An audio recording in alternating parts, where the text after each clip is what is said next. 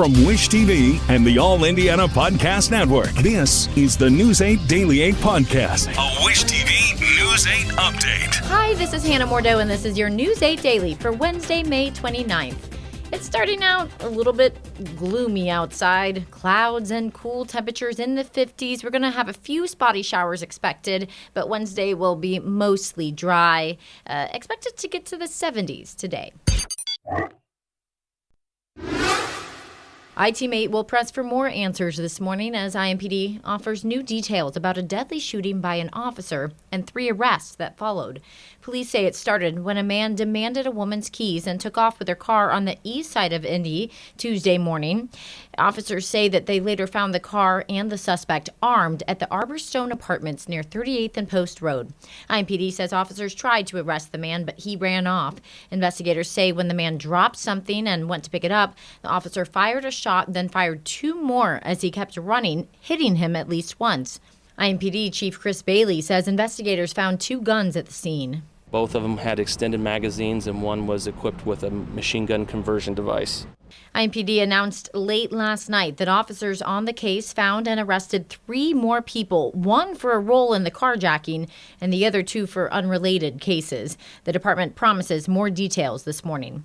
In the city's soccer saga, we're hearing from both the mayor and the developer of 11 Park after the mayor's plan for a new Major League Soccer stadium took a step forward. Last night, a city-county council committee approved a measure tied to it. After the vote, Mayor Joe Hogsett said, "Tonight our community engaged in a robust conversation on the future of soccer in Indianapolis and emerged one step closer to pursuing the vision to bring a Major League Soccer expansion club to our city." A statement from the Keystone Group, the developer of the original site for a new stadium, said, "Tonight's meeting showed a troubling lack of details from city officials as to the why and how of their decision-making, and it is our hope that the full council will stand up for their constituents and taxpayers and demand transparency as Indianapolis prepares to walk away from its commitments to near West Side neighborhoods." The City-County Council's president says he voted yes on the measure. The city wants to have an MLS team, and the city could benefit from that. But it was also clear tonight how important it is that we work as hard as we can to make something great come from the Diamond Chain site. Next, the tax district proposal will go before the full council. If it passes, it would go back to the Metropolitan Development Commission and then to the state for approval. Scott Allen, the PA announcer for the Indy 11 and the Indy Fuel, has died in a crash.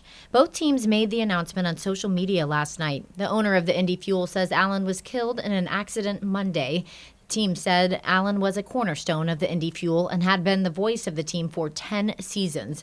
Earlier this month, Allen posted that he would not be returning next season. That's because Allen was also set to be the first employee of the minor league hockey team, the Bloomington Bison in Illinois.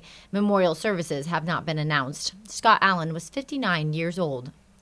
This morning, healthcare providers will ask a judge to broaden access to abortion care under the state's near-total abortion ban. A bench trial before a special judge in Monroe County is scheduled to begin this morning.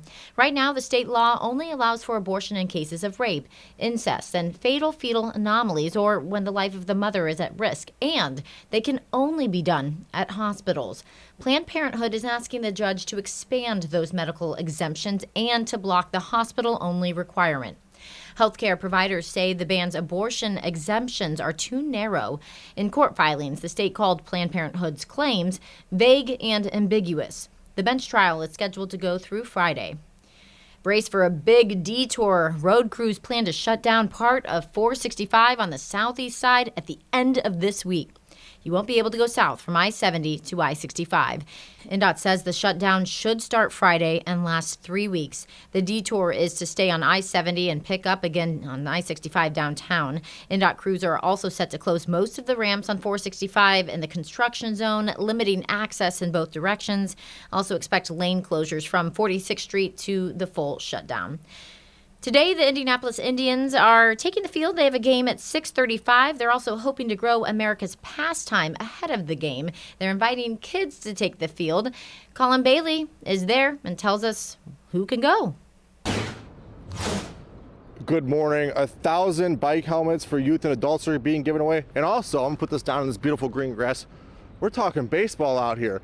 It's also a youth clinic happening for ages 14 and under. Here to talk about that is Shane from the Indianapolis Indians. Share with our viewers what they can expect right where we're standing here on the third baseline. We're standing where those kids 14 and under will be out here pregame tonight. Gates open early at 5 o'clock. We'll start a couple demonstrations with our coaching staff and our third-year manager, Miguel Perez. Before we get these kids out on the field, we'll have an outfield station, an infield station, and kids throwing in each bullpen. So 6 different setups. We'll split the kids up, ages maybe 8 and under coming on the left field side. We'll send the 9 to 14-year-olds over to right field. But just a chance for those kids to meet their favorite ball players, guys that have been to the big leagues, guys who are on their way to the big leagues in Pittsburgh, and just a chance to come out and get some one-on-one attention with them. We know a lot of sports are big here, including basketball, but how do you all, the Indians, how are you all trying to grow the game, especially here for the youth 14 and under? Yeah, we want to create young baseball fans, and this is a way to do that. We've got someone in our front office who has been in their shoes. He was a 10-year-old back in 1991, and he mentioned that he was in a bullpen and he was standing on the mound, and the pitcher at the time for the Indians was like, "Does anyone have any questions?" And he put his hand up and said, "Yeah."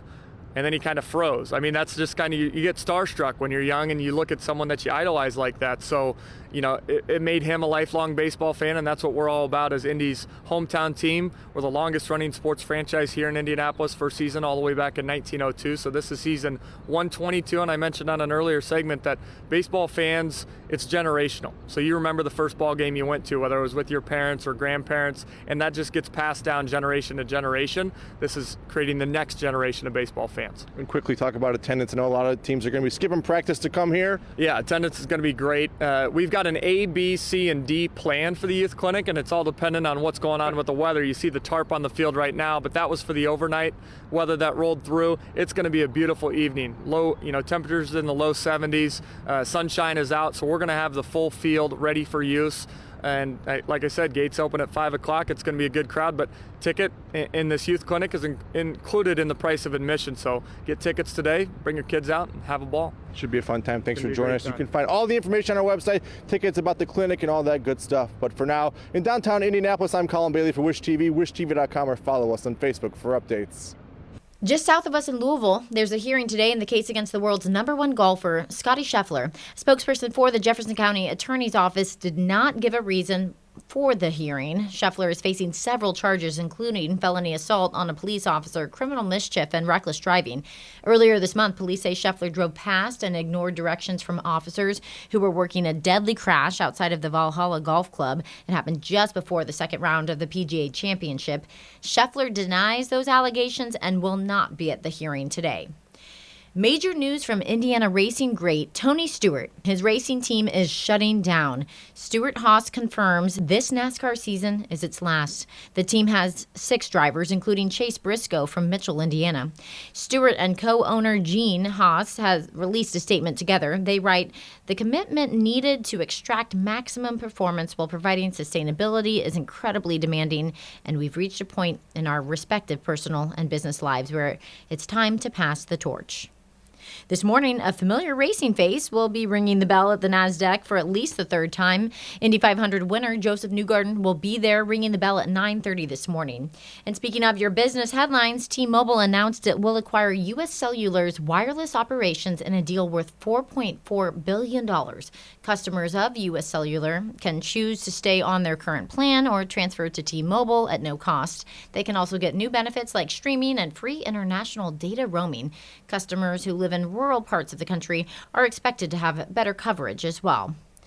This has been your News 8 Daily from Wish TV. I'm Hannah Mordeau. Watch us on wishtv.com and follow us on Facebook for updates. This is the News 8 Daily 8 podcast, a Wish TV News 8 update on demand. For even more, on demand and on the go, connect with Wish TV on Facebook at wishtv.com and on the free Wish TV mobile app. Thank you for listening, and be sure to like, subscribe, and follow this podcast for updates every weekday morning on the All Indiana Podcast Network and wherever you get your podcast.